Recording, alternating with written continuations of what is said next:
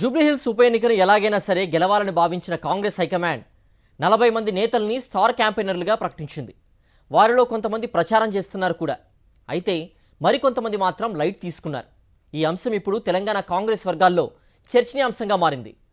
అధికార తెలంగాణ కాంగ్రెస్ కు జూబ్లీహిల్స్ ఉప ఎన్నిక అత్యంత ప్రతిష్టాత్మకంగా మారింది.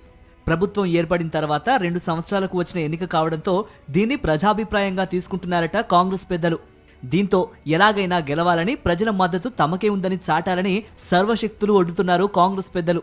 ఈ ఉప ఎన్నికలో పార్టీ తరఫున ప్రచారం చేయడానికి 40 మంది నేతలను స్టార్ క్యాంపెయినర్లుగా గుర్తించి ప్రకటించింది ఏఐసీసీ. ఈ జాబితాలో సీఎం రేవంత్ రెడ్డి నుంచి ఎమ్మెల్యేల దాకా ఆయా స్థాయిల్లో పలువురు నేతలున్నారు. అయితే ఈ స్టార్ క్యాంపెయినర్ల జాబితాలో ఉన్న కొంతమంది నేతలు ఈ ప్రచారాన్ని లైట్ తీసుకున్నారనే చర్చ కాంగ్రెస్ వర్గాల్లో జరుగుతోంది.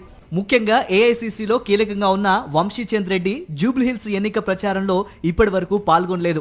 సీనియర్ నేతలు జానారెడ్డి, రేణుకా చౌదరి లాంటి వారు అంటిముట్టనట్టుగానే వ్యవహరిస్తున్నారు. జూబ్లీహిల్స్ టికెట్ ఆశించి భంగపడ్డ అంజన్ కుమార్ యాదవ్ ఎన్నికల ప్రచారానికి దూరంగానే ఉంటున్నారు. సినిమా నటి విజయశాంతి సైతం ఇప్పటి వరకు జూబ్లీహిల్స్ ఉప ఎన్నికపై ఒక్క ప్రకటన కూడా చేయలేదు. ఇలాంటి కీలక నేతలంతా కీలక పదవుల్లో ఉంటూనే ఎన్నికల ప్రచారానికి దూరంగా ఉండటం పార్టీకి నష్టమేనని అంటున్నారు సీనియర్ నేతలు. జిల్లాల నుంచి నేతలు వచ్చి జూబ్లీహిల్స్ లో ప్రచారం చేస్తూ ఉండగా స్టార్ క్యాంపెయినర్లుగా ఉన్న నేతలు ఎందుకు దూరంగా ఉంటున్నారనే ప్రశ్నలు వినిపిస్తున్నాయి. చివరి 3 రోజుల్లోనైనా ఇంతకాలంగా దూరంగా ఉన్న స్టార్ క్యాంపెయినర్లు ప్రచారం చేస్తే మంచిదని మరికొందరు సీనియర్ నేతలు ఆశాభావం వ్యక్తం చేస్తున్నారు.